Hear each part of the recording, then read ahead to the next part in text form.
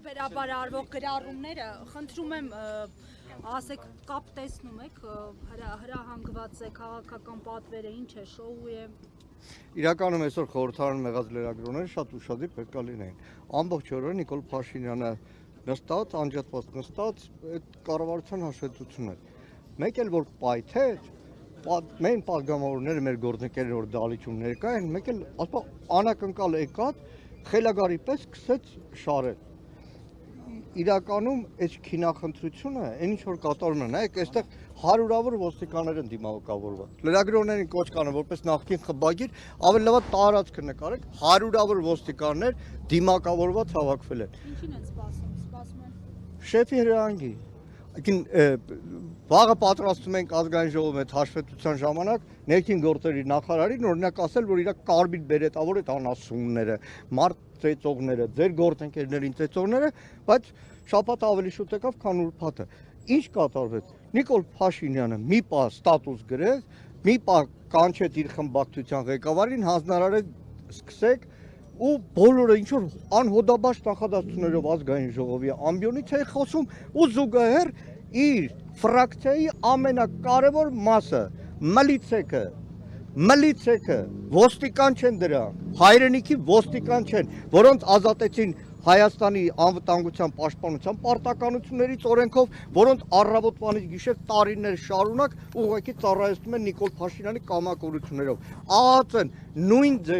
նույն ձևի սատանա որսացող սև վերնաշապիկով, սև շապիկներով մարդ որսացողներին չունեն որևէ արժանապատվություն, չունեն հայրենիք, պատիվ, ուսադիրի պատիվ, ոչ մի բան չունեն։ Իրանք մենակ Նիկոլ Փաշինյանի ծառաներն են։ Եվ մեր հայրենակիցները այսօրը ուղղակի ամենախայտառակ օրինակն է։ Ի վերջո ով մայրաթոր գնացել է, նայեք, իրականում ես բախտ եմ ունեցել մի քանի առիթով գնալ։ Այն ծառայությունը, նվիրատվությունը, որդիական նվիրաբերումը, որ Սամվել Կարապետյանն արել է մայրաթորի նկատմամբ, այդ մի հատվածն է միայն։ Ու դրանից հետո ուղղակի մարդու գնահատականը, որովհետև խոսքը վերաբերվում է մեր հայ առաքելական եկեղեցուն։ Ոչ մի բան չի մեղադրվում։ Ոչ մի բանում չի մեղադրվում։ Մեղադրանք չկա։ Փորձել են մտնել, որևէ բան չի ստացվել։ Որևէ բան երևի Նիկոլի հերթական անգամ որևէ հոդաբաց նախադասություն ներքին գործերի նախարարությունը չի ասել։ Որևէ բան չկա դա։ Սպասում են երևի շեֆը իր ներվային վիճակից երբ է դուրս գալու, նորից հանձնարարական տալու է, թե չի տալու։ Բայց կրկնում եմ, սա իրականում սրբազան պայքար, որ ասում եմ Բագրատ Սրբազանի պայքար չէ։ Սա իրականում 1903 թվականին Նիկոլայ Ցարը նույն ձևի հայ առաքելական եկեղեցու գույքերը եկեղեցին ուզում էր գրավել։ Ամբողջ Կովկասում հայ ժողովուրդը դուրս եկավ։ Նույնիսկ Արևմտյան Հայաստանի ֆիդայական խմբերից շատերը եկան Արևելյան Հայաստան հայ առաքելական եկեղեցին պաշտպանելու։ Այսօր նույն իրավիճակն է։ Ու ցանկացած մեկը, որ Նիկոլի հրահանգով մասնակից է դառնում այս ամեն ինչին, պետք է գիտակցի, որ ուղղակի նրանց փչացնում են, նրանց տրաֆիկի զոհ է սարքում, նրանց ծերունները հետո գլուխները կախեն ցանկացած հայ առաքելական եկեղեցու մոտից անցնելու։ Ինչ?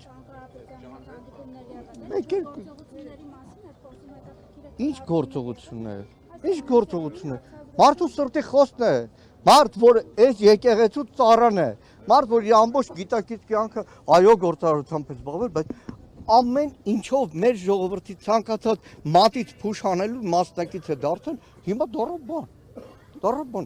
ուղղակի ազգային ժողովի դալիճում այդ պահին կորցրեց տիրապետումը Նիկոլ Փաշինյանը։ Ու ցավում եմ, Հայաստանում չկա օրենք ոստիկանների համար, ԱԱԾ, դատախազում որևէ մեկի համար չկա։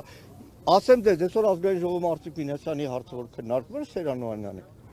Հիշեք մի քանի շաբաթ առաջ Նիկոլ Փաշինյանի խելագար էլի ջղաձգությունները ազգային ժողովում մի արտահայտություն, հետ տվեք այդ կադրերը նայեք, ասեց Սերանոյանն քեզ ու կողքինի դադելու է։ Այսօր գլխավոր դատախազը գլուխը կախ Վիշինսկու իգական սերի տեսակի նման պատրաստում է գալ ազգային ժողով։ Ոմանք, բայց դեռ ստացվում է, սպառնում է ու կատարում է, սպառնում է, կատարում է։ Կա ելք, ո՞րն է։ Ելքը դիմադրությունն է։ Ամեն դեպքում Այսօր որ բոլորս այսօր այս մեր հայրենակիցները, որ այստեղ ներկա են, մենք բոլորս ներկա ենք, արդեն դիմադրություն է։ Շնորհակալ եմ։